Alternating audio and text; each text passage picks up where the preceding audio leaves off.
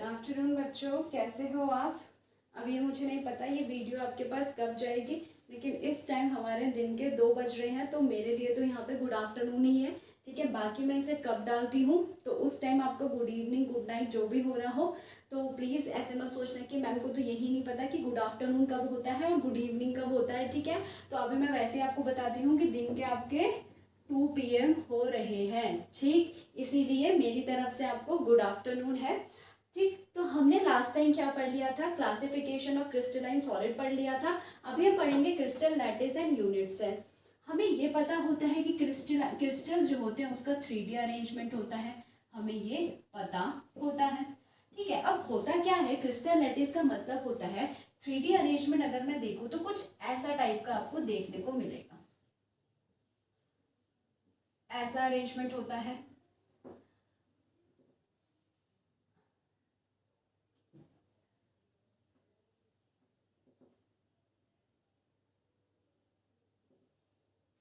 ठीक,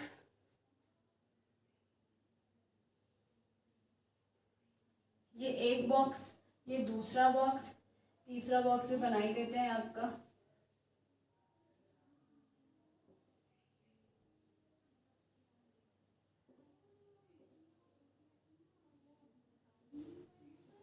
अरे तीसरा बॉक्स ऐसे टाइप का होगा, देख लेना।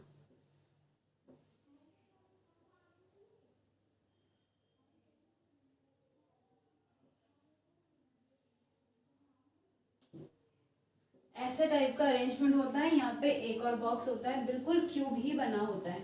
ये भी क्यूब है, ये भी क्यूब है, ये भी क्यूब है, और ये भी आपका क्या होता है, यहाँ पे क्यूब होते हैं। ठीक है, ये भी आपका क्यूब है, क्यूब है, क्यूब है, क्यूब है। ये बोलता है जो आपका इससे भी अच्छे से और 3D अरेंजमेंट है आपका। दोबारा से बना देती हूँ, पता नहीं क्या ही बन गया वो। तो ऐसे टाइप का होता है, ये आपका एक क्यूब है। ऐसे ही आपका इसके बगल में दूसरा क्यूब कनेक्टेड होगा यहाँ पे, ऐसे ही आपके यहाँ पे तीसरा क्यूब कनेक्टेड होगा, और ऐसे ही आपका क्यूब यहाँ पे चौथा कनेक्टेड होगा, और ऐसे ही आपका 3D अरेंजमेंट चलता ही रहता है। इसी टाइप के अरेंजमेंट को हम क्या बोलते हैं बेटा, क्रिस्टल लैटिस बोलते हैं। क्या बोलते हैं हम, क्रिस्टल लैटिस बोलते हैं। पहले इसको अच्छे से पढ़ लेते हैं। ये होता है, इसका मतलब हमें ये भी पता होता है क्रिस्टलाइन में कि हर एक पीरियोडिक टाइम के बाद या फिर हर एक पैटर्न के बाद हमारा जो ये अरेंजमेंट होता है वो रिपीट हो रहा है। ऑफ कोर्स यहाँ के बाद ये अरेंजमेंट यहाँ रिपीट कर रहा है, फिर यहाँ पे रिपीट करेगा, नीचे रिपीट हो रहा है, ऊपर रिपीट हो रहा है। तो ऐसा टाइप का अरेंजमेंट हमारे पास होता है। क्रिस्टलाइन लैटिस में जो ये आपका डॉट फॉर्म में होता है, ये हमारे यहाँ पे पार्टिकल्स प्रेजेंट होते हैं जो अपने आप को 3D स्ट्रक्चर में अरेंज करके रखते हैं। ये जो आपके पॉइंट होते हैं इसको हम क्या बोलते हैं, लैटिस। ये जो आपके पार्टिकल्स होते हैं ये आपके पॉइंट में प्रेजेंट होते हैं, और इसी को हम क्या बोलते हैं, लैटिस पॉइंट भी बोलते हैं। ठीक, इतना हम समझ गए। चलो और देखते हैं। ठीक है, अब ये बोलता है जो ऐसे टाइप का अरेंजमेंट था क्रिस्टल्स में, या इसको हम क्रिस्टल लैटिस बोलते हैं, ऐसे टाइप के हमारे पास 14 अरेंजमेंट होते हैं। और ये जो 14 अरेंजमेंट होते हैं इनको हम क्या बोलते हैं, इनको हम बोलते हैं ब्रेवियस लैटिस। ब्रेवियस लैटिस बोलते हैं, यानी कि ऐसे जो आपके पार्टिकल्स होते हैं कोनों में अरेंज होते हैं, 3D एक पैटर्न में अरेंज होते हैं, ऐसे टाइप के अरेंजमेंट को हम क्रिस्टल लैटिस बोलते हैं। और ऐसे पार्टिकल्स 14 टाइप के अरेंजमेंट में अरेंज होते हैं। मतलब ऐसे हमारे पास 14 अलग अलग अरेंजमेंट होते हैं जिसमें हमारे पार्टिकल्स अरेंज होते हैं 3D में। मैं क्या बोलना चाह रही हूँ कि इसको हम क्या बोल रहे हैं, ऐसे टाइप के अरेंजमेंट को क्रिस्टल लैटिस बोलते हैं। ठीक है, अब क्रिस्टल लैटिस जो होता है वो आपके 14 टाइप्स के होते हैं, यानी कि आपके पार्टिकल 14 टाइप के क्रिस्टल लैटिस में अरेंजमेंट होते हैं अलग अलग तरीके से। उसी को हम क्या बोल रहे हैं, ब्रेवियस लैटिस हम बोल रहे हैं। जब हमारा ये ब्रेवियस लैटिस का डिस्कवरी हो चुकी थी उसके बाद कुछ प्रॉपर्टीज हमें पता चली यहाँ पे पूरा क्रिस्टल लैटिस की। पहली प्रॉपर्टी उन्होंने बोला जो पार्टिकल्स होते हैं वो आपके पॉइंट में होते हैं। ठीक है, जिसको हम क्या बोलते हैं, क्रिस्टल पॉइंट, या क्या बोलते हैं, लैटिस पॉइंट बोलते हैं, जो मैंने बोल दिया पहले ही।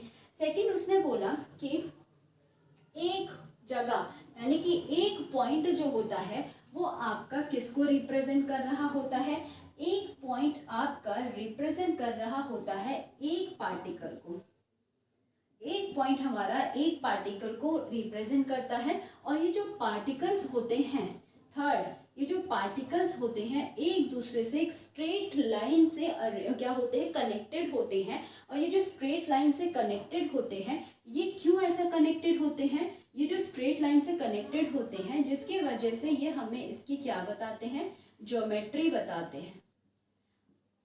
उस कंपाउंड, उस मॉलिक्यूल की जिसका अरेंजमेंट हम पढ़ रहे हैं, जिसका अरेंजमेंट में हमने 3D में किया, उसकी ज्योमेट्री बताता है ऐसा।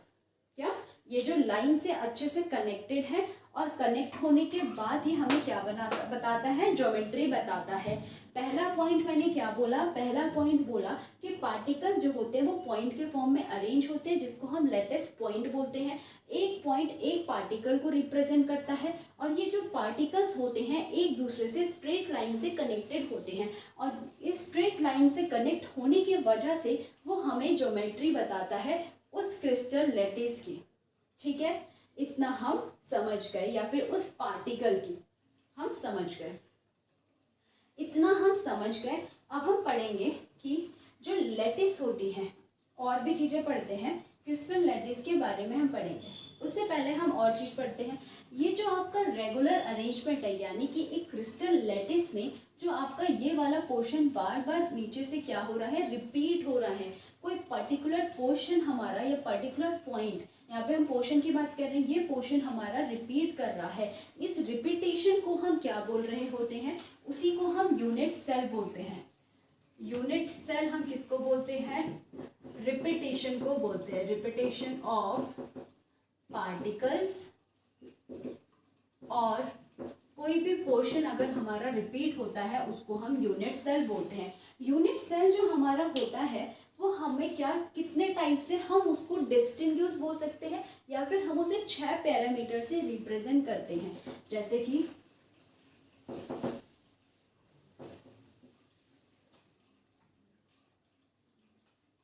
यूनिट सेल को हम कैटेगराइज करते हैं 6 पैरामीटर से। मैंने क्या बोला, एक पर्टिकुलर पोर्शन आपका रिपीट कर रहा है। ठीक है, ये अगर मैं बात करूं कौन सा पोर्शन हमारा रिपीट कर रहा है, यही तो रिपीट कर रहा है। अब जो ये यूनिट सेल होता है उसको हम कैटेगराइज करते हैं 6 पैरामीटर से। कैरेक्टराइज, या फिर हम बोलेंगे, हम इसको क्या कर रहे होते हैं, कैरेक्टराइज बोल सकते हैं, या फिर आप इसे बोलोगे कि हम इसको क्या कर रहे हैं, हम इसको एक्सप्लेन कर रहे हैं, या फिर आप कैरेक्टराइज्ड ही बोल दो। हम क्या बोलेंगे, हम इसको कैरेक्टराइज्ड कर रहे हैं बाय 6 पैरामीटर से, हम इसे कैरेक्टराइज करते हैं। वो 6 पैरामीटर होता क्या है, एक होता है आपका एज लेंथ, और एक होते हैं आपके एंगल्स। एज लेंथ होता है आपका ए, बी और सी, एंगल होता है अल्फा, बीटा, गामा। देखते हैं कैसे। ये है हमारे पास, मैंने एक पर्टिकुलर पॉइंट पकड़ लिया, ये वाला पॉइंट, मैंने ये वाला पॉइंट पकड़ा, ये वाला पॉइंट। अब यहाँ पे जो पार्टिकल्स है उसके चारों तरफ हम देखेंगे, या फिर मैं ये बोल लूँ कि मैंने अभी बोला था कि पर्टिकुलर पोर्शन को मैं क्या कर रही हूँ, रिपीट कर रही हूँ। यहाँ पे मैं एक पार्टिकल की बात कर रही हूँ। मैंने बोला ये पार्टिकल आपका हर एक जगह पे रिपीट कर रहा है, तो इस पार्टिकल को या फिर इस यूनिट सेल को मैं कैरेक्टराइज कर रही हूँ 6 पैरामीटर से। मैंने बोला ये पार्टिकल आपका रिपीट कर रहा है, लेकिन अब देखते हैं होता क्या है।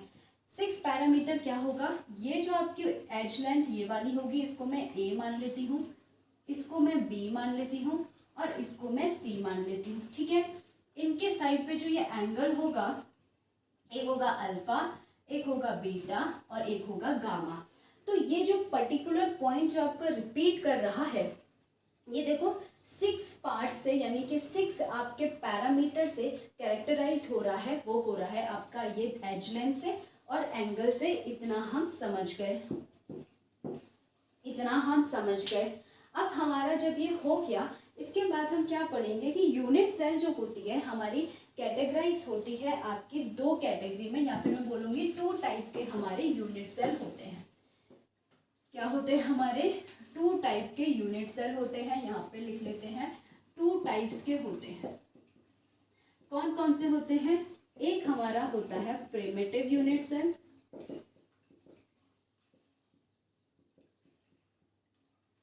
ठीक है, शेल। और दूसरा हमारे पास होता है कौन सा?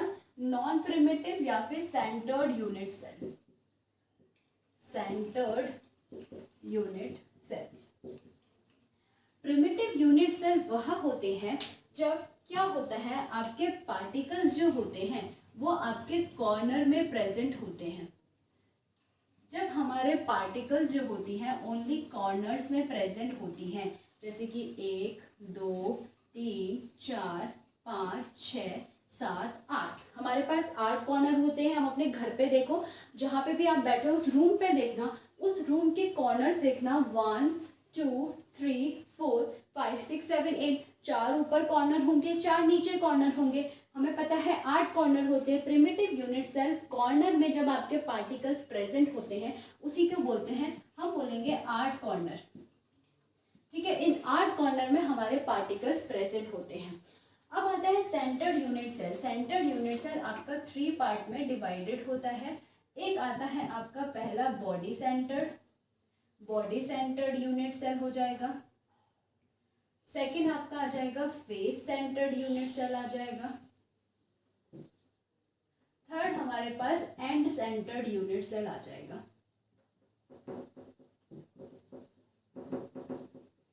ठीक, बॉडी सेंटर्ड में क्या होता है, आपके जो पार्टिकल्स होते हैं वो आपके सेंटर में प्लस कॉर्नर में प्रेजेंट होते हैं।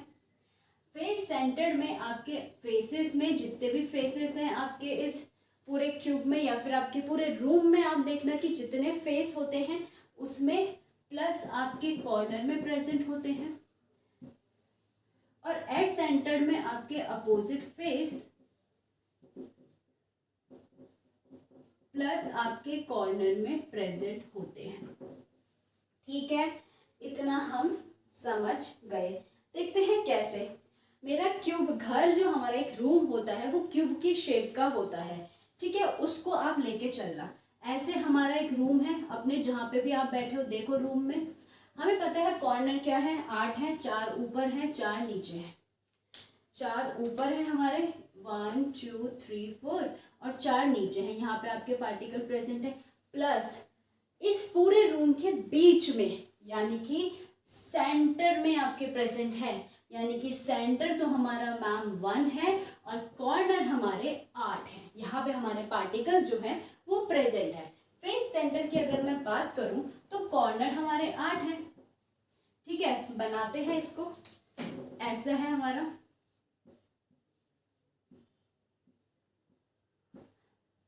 कॉर्नर तो हमारे 8 है, इसको हम जैसा है वैसे कर लेते हैं। अब फेसेस में मैंने क्या बोला, एक ये फेस हो गया, इस दीवार का बीच वाला, उस दीवार का बीच वाला, इस दीवार का बीच वाला। टोटल कितने हैं हम पे, 1 ऊपर है, 2 1 नीचे है, अपोजिट 1 2 3 4, यानी कि हमारे पास 4। देखो अपने चारों तरफ देखना, 2 दीवार यहाँ पे है, 2 दीवार यहाँ पे है, और एक ऊपर और एक नीचे है। टोटल हम पे 6 दीवार हैं। फेस कितने हो जाएंगे, 6 होंगे।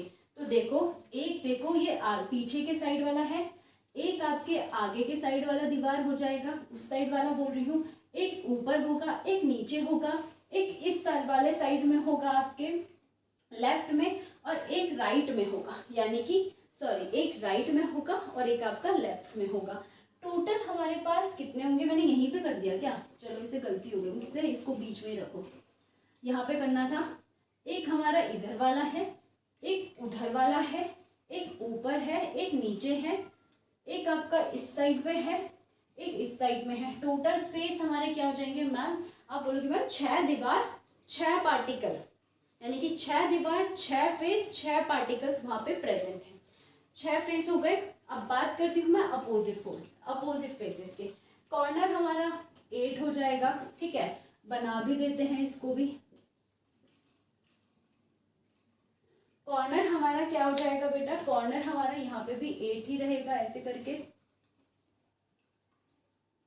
ठीक है। अब अपोजिट फेस का मतलब कोई भी 2 अपोजिट फेस ले लो, ये वाले 2 ले लो, इधर वाले 2 ले लो, इधर वाले 2 ले लो, 2 अपोजिट फेस मैंने इधर वाले ले लिए, यानी कि अपोजिट फेस आपके क्या हो जाएंगे, 2 हो जाएंगे। अपोजिट फेस का मतलब यही तो होगा, आमने सामने के बारे में बात कर रहा है, ठीक है। तो 2 हमारे अपोजिट फेस, 8 कॉर्नर, ये हमारे होते हैं सेंटर्ड यूनिट सेल और ये हमारे होते हैं प्रिमिटिव यूनिट सेल। अब हमारे जो प्रिमिटिव यूनिट सेल होते हैं वो भी 7 पार्ट में डिवाइडेड होते हैं। अब जो वो 7 पार्ट में बेटा डिवाइड होते हैं ना, उन 7 पार्ट में भी क्या होता है, जैसे वो 7 पार्ट में डिवाइडेड है, कभी कभी वैसे वेरिएशन आपको बॉडी सेंटर्ड में भी यानी सेंटर्ड यूनिट सेल में भी देखने को मिल जाते हैं। जैसे कि मैं आपको बताती हूँ, ये हमारा हो गया, तो मैं इसको रब कर रही हूँ पूरा।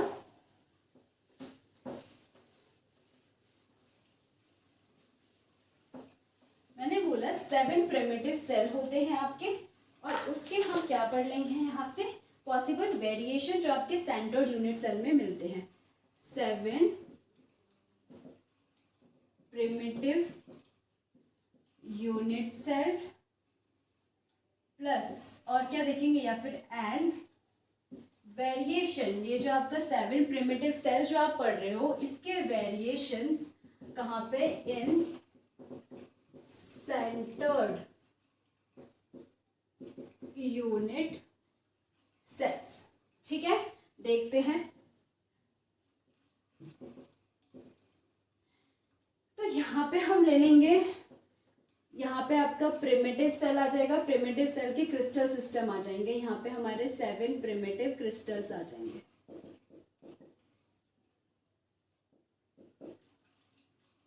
ये हो गया आपका।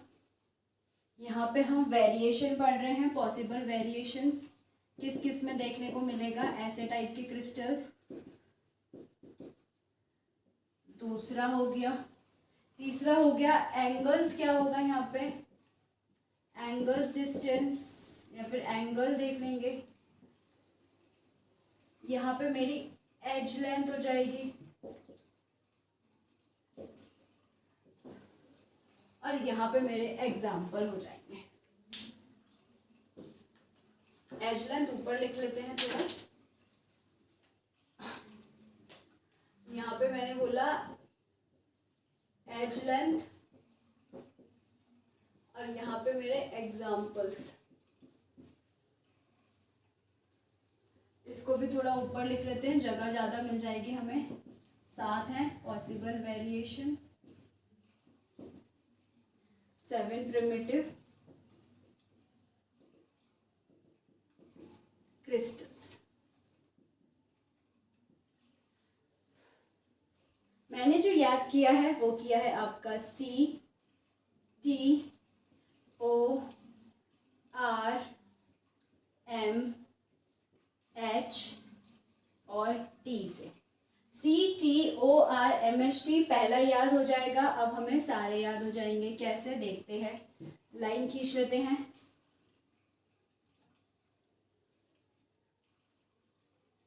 देखो मैं कैसे लिखूंगी यहाँ पे, जब मैं यहाँ पे वेरिएशन लिखूंगी, मैं लिखूंगी BCC यानी कि body centered unit cell. Primitive unit cell में लिखूंगी PUC, ठीक है, या फिर सिंपल यूनिट, प्रिमिटिव को हम सिंपल यूनिट सेल भी बोलते हैं। देखते हैं,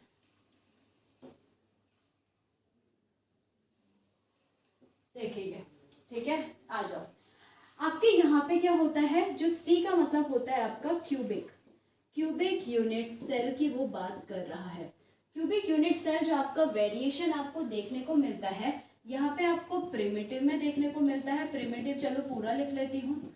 आपको यहाँ पे BCC में देखने को मिलता है, और FCC यानी कि primitive unit cell, body centered unit cell और फेस सेंटर्ड यूनिट सेल में ऐसे टाइप के आपको क्रिस्टल्स देखने को मिलते हैं, ठीक है। प्रिमिटिव तो हम पढ़ ही रहे हैं, प्रिमिटिव सब में आएगा क्योंकि प्रिमिटिव का ही हम एग्जाम्पल लेके चल रहे हैं। 7 क्रिस्टल सिस्टम है आपके, ये ऐसे टाइप के क्रिस्टल सिस्टम है हमारे। और ये जो हमारे 7 क्रिस्टल सिस्टम है उसका वेरिएशन यानी कि ये कहाँ कहाँ देखने को मिलते हैं। प्रिमिटिव पढ़ रहे हैं तो प्रिमिटिव सब में आ जाएगा, तो प्रिमिटिव आप सब में ही लिख लो।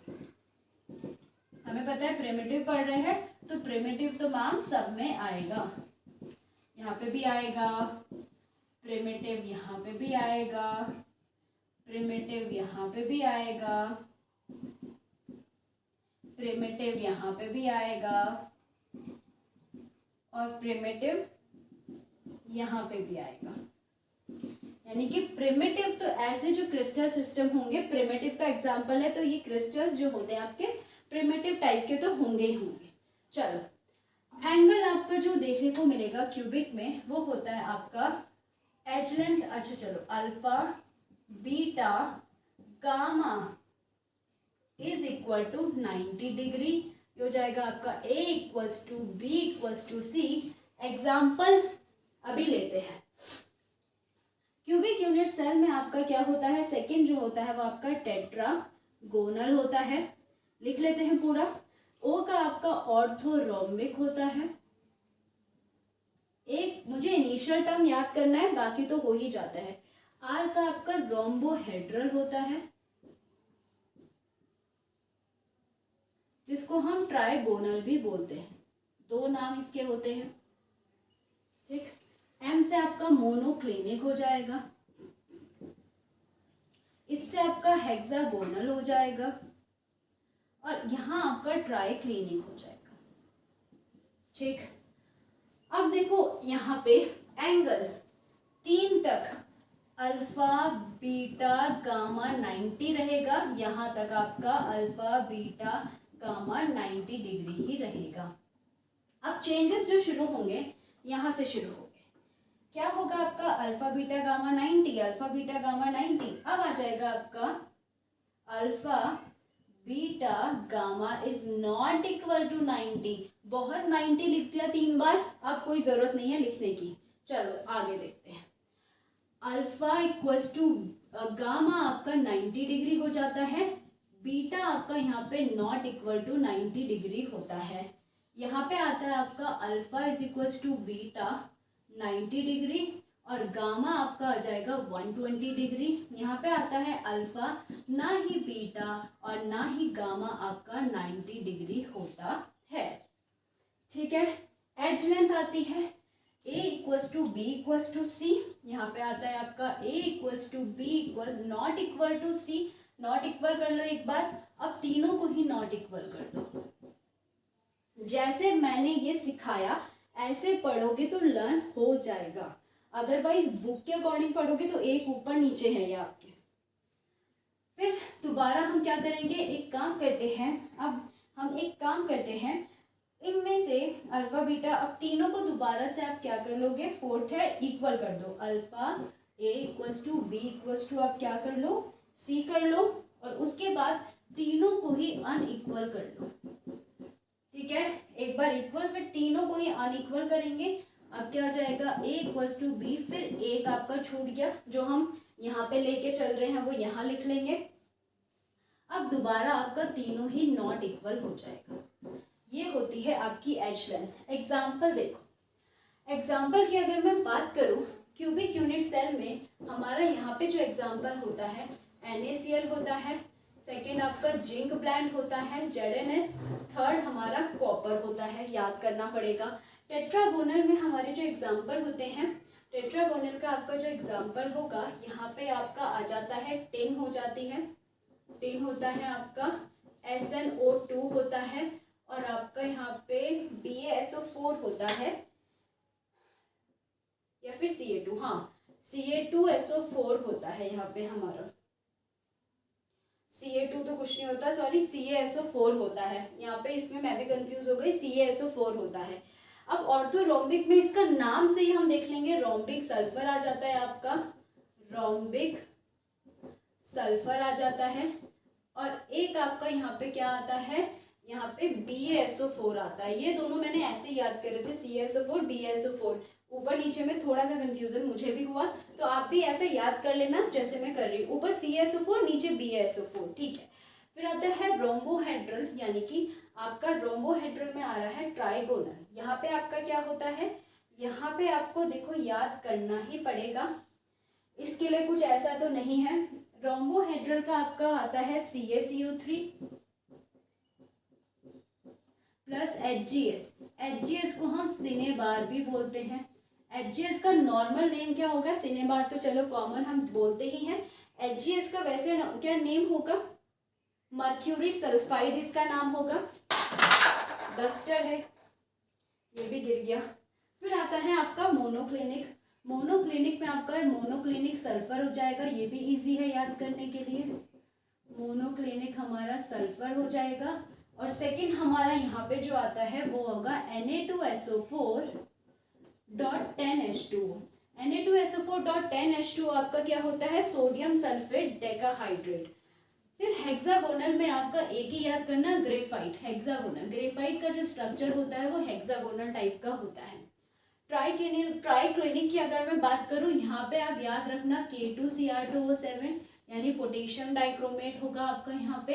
फिर होगा आपका Cu2SO4.5H2O, कॉपर सल्फेट, पेंटाहाइड्रेट, और आपका यहाँ पे H3BO3 भी होता है। ये क्या होता है आपका, बोरिक एसिड। ठीक है, इतना हमने कर लिया। K2Cr2O7, Cu2SO4.5H2O, H3BO3, CuSO4 होता है, सॉरी इसके पास -2 होता है ना, तो ये सेटिस्फाइड है। ठीक है, CuSO4.5H2O और H3BO3। ये तो हमें देखो याद करना ही पड़ेगा। एग्जाम्पल भी एक दो बार कंफ्यूजन होगी, हमें भी होती है अभी भी, बट करते रहोगे तो याद हो जाएगा। ये बहुत इजी है, ये भूल गए। और क्या क्या था वेरिएशन, यहाँ पे टेट्रागोनल में चारों आते हैं, क्या क्या आ जाएगा, BCC भी आ जाएगा आपका, FCC भी आ जाता है और ECC भी आ जाता है। ठीक है, ऑर्थो में आपका क्या रहता है, ऑर्थो में हमारा प्रिमिटिव रहेगा। अब देखो इतना हमारा हो गया, टेट्रागोनल BCC हो गया आपका, बॉडी सेंटर्ड हो गया। सॉरी बेटा, टेट्रागोनल में 2 आते हैं, यहाँ पे आपके चारों आते हैं, BCC भी होता है, ECC भी आता है और FCC भी आता है। सॉरी मिस्टेक हो गई थी, यहाँ पे BCC रहेगा, यहाँ पे चारों आते हैं। अब सारे हमारे प्रिमिटिव होते हैं, एक हमें याद रखना है, वो है हमारा मोनोक्लिनिक। मोनोक्लिनिक में हमारा ECC आएगा, प्रिमिटिव सब में आएगा। इसमें BCC FCC आता है, इसमें BCC आता है सिर्फ, और यहाँ पे आपका तीनों और आ जाएंगे और बाकी सब प्रिमिटिव रहेंगे। मोनोक्लिनिक में सेकंड में आपको ECC लिखना है। थोड़ा सा डिफिकल्ट है, लेकिन लिखते लिखते प्रैक्टिस कर लो, कोई बात नहीं, हो जाएगा। तो बस इतना ही था आज के लिए। खुश रहो, पढ़ते रहो और लिख के प्रैक्टिस करना इसको।